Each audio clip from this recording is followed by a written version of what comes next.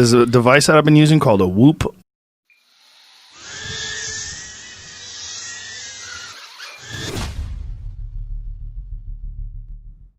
Hello and welcome back to IGOW2. This is field reporter Ashley on location at the high school to talk about weekly challenge number 11, the R3Dshifters inverted orbits. For this week's trick, you're going to need to find a nice object to be able to complete your orbits around. The stadium light behind me is a perfect example because it's tall and skinny, gives you lots of room to be able to complete your trick, and a nice ability to be able to maintain it in frame. Alright, now we're going to head back to the studio with Dan and Liz so they can break down all the requirements. Thanks, field reporter Ashley. The inverted orbit was a favorite of IGOW Season 1 champion Steve K, and it can be a very visually appealing maneuver when done correctly.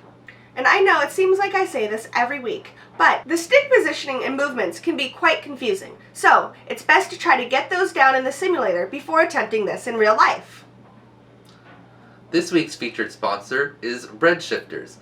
They make great, lightweight 3D printed frames, so check out the description below for a link to their website.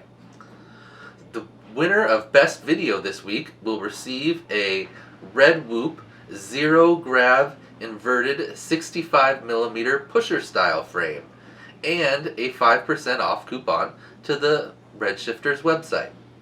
For random giveaway prizes, R3Dshifters is also generously providing a Red Whoop Zero Grav 75mm frame, as well as 2 10% off codes and 1 5% off code to their website. Thanks, Angelo. Okay, now let's jump right into the requirements that you must follow so that I don't have to throat punch you with a letter for weekly challenge number 11, the R3Dshifters inverted orbits. Requirement number 0 is that your video can be no longer than 90 seconds, and you must include your pilot name in your submission. Requirement number 1 is that you perform at least 2 complete clockwise inverted orbits in a row around an object. Requirement number 2 is that you must complete at least 2 anti-clockwise inverted orbits in a row around an object. Requirements 1 and 2 do not need to be in the same clip. Requirement number 3 is that you must keep the object that you are orbiting at the top of your FPV view at all times during both sets of inverted orbits. So let's say that this is the light pole that field reporter Ashley showed us at the beginning.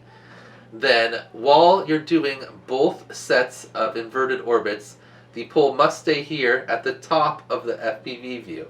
So ideally it'll stay towards the center and just kind of rotate in place like this. But if you have it rotating kind of around like this is okay too. Okay. Up, letter.